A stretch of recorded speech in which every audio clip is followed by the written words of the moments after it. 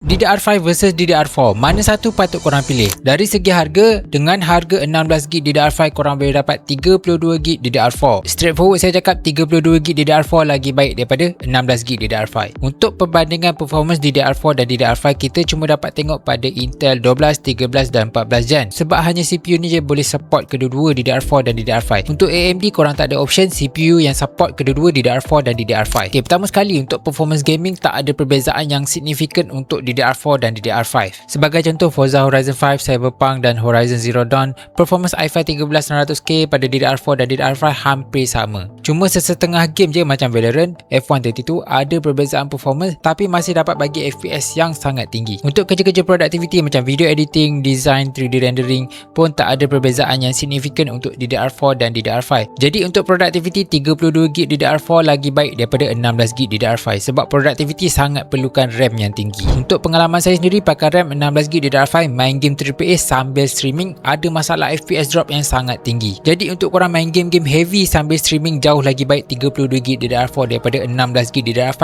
untuk elak masalah FPS drop ataupun stuttering waktu korang stream sambil main game. Jadi kalau korang nak build PC menggunakan CPU yang baru setanding dengan AMD AM5, korang boleh pilih PC package Mighty DDR4. Package ni sesuai untuk siapa-siapa yang perlukan RAM yang tinggi tapi nak pada harga yang budget. Pada masa yang sama nak gunakan CPU yang powerful setanding dengan latest teknologi AMD AM5. Jadi kalau korang nak update PC ni, cepat-cepat tekan gate code di bawah.